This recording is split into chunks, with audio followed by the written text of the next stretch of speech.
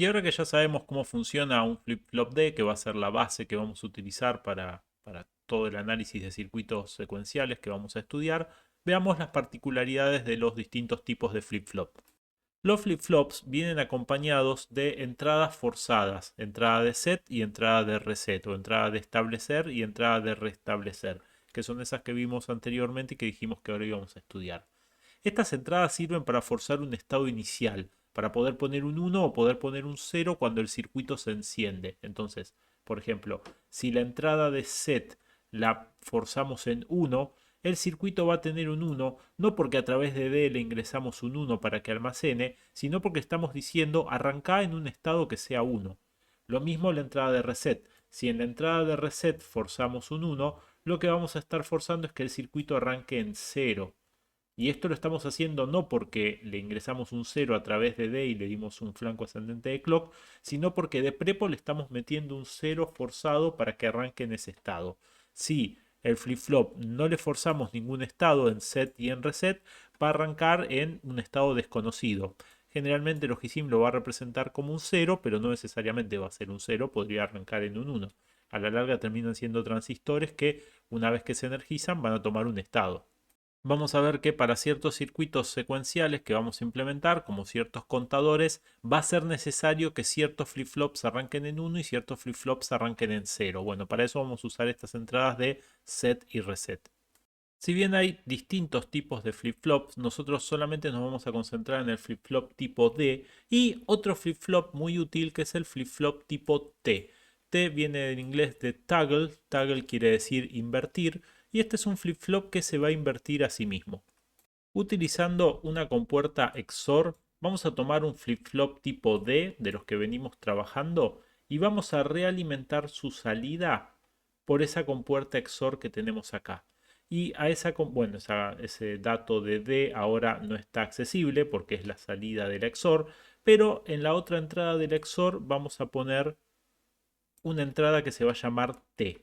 Y dependiendo cuál es el valor que tiene T y obviamente la señal de clock que sigue funcionando por flanco ascendente, vamos a cambiar el funcionamiento de ese flip-flop tipo D.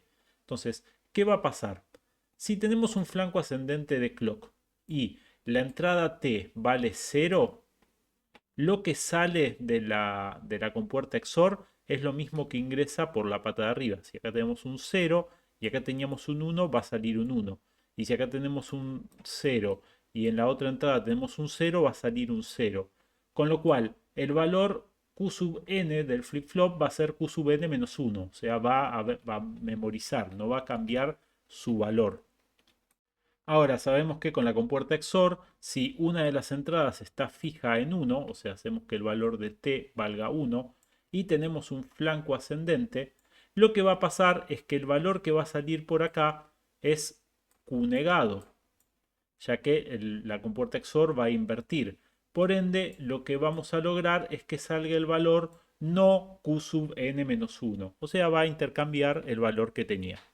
A este flip-flop lo conocemos como flip-flop tipo T, lo representamos de esta forma, indicando que su entrada es T, ya no es más D, y también tiene los mismos atributos de entrada de set y entrada de reset, flanco ascendente, salida Q y salida no Q.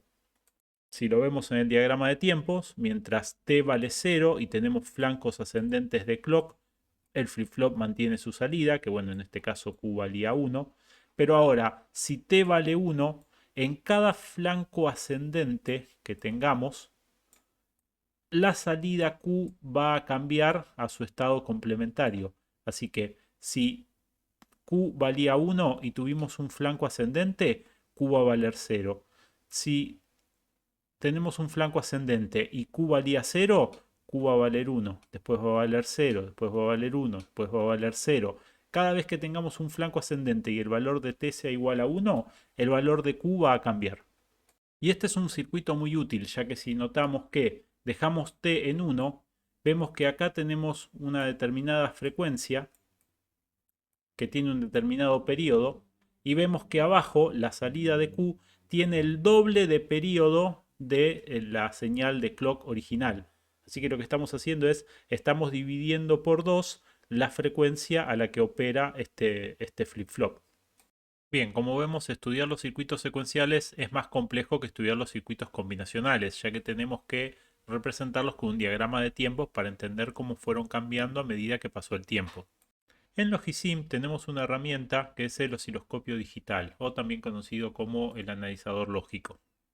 En esta herramienta vamos a poder seleccionar un número de entradas para estudiar, por ejemplo vamos a ponerle 4 entradas y lo vamos a conectar a un clock y nos va a graficar a medida que pasa el tiempo qué es lo que pasa con las señales. Así que hagamos conexiones entre el clock y el resto de las señales que queramos analizar y a medida que vamos ejecutando el circuito vamos viendo que se va representando el valor que tiene cada una de las señales. Así que luego de todos estos pulsos de clock, vemos cómo van quedando. Si queremos borrar el valor del analizador lógico, tenemos un botón que nos borra el valor del analizador lógico y podemos ir representando flanco a flanco qué es lo que pasa con el clock y el resto de las señales que, bueno, vemos que el LED va cambiando cuál es el que se enciende y eso lo hemos representado en el diagrama de tiempo. Ahora, si bien este analizador lógico es muy útil porque nos deja ver cada cable si vale 0 o vale 1, a veces nos gusta ver las señales en conjunto. Por ejemplo, nos gustaría ver este contador one hot que está acá representado en binario. Así que agregamos un splitter, juntamos las 4 salidas en un único cable y a ese puerto le ponemos, por ejemplo, nombre F. Y ahora que tenemos esas 4 señales unidas y pusimos un 1 inicial para que este contador one hot empiece a contar, vamos a Simulate Timing Diagram y nos aparece una ventana, ponemos Add o Remove Signals, vamos a elegir la señal de reloj y esa señal F que acabamos de crear. Y acá en el diagrama de tiempos nos va a representar a medida que pasa el tiempo qué es lo que ocurre con esas señales. Así que lo hacemos correr un par de veces, como para que pegue un par de vueltas. Y si ahora vamos al diagrama de tiempos, vemos que se fue completando y vamos viendo cómo fue cambiando ese 1, cómo se fue corriendo, ¿sí? El orden que queremos que tenga de desplazamiento se lo podemos dar obviamente cambiando el orden de los cables del splitter. Pero ahí vemos cómo nos hizo el diagrama de tiempos y nos agrupó estas señales a las cuales nosotros llamamos F.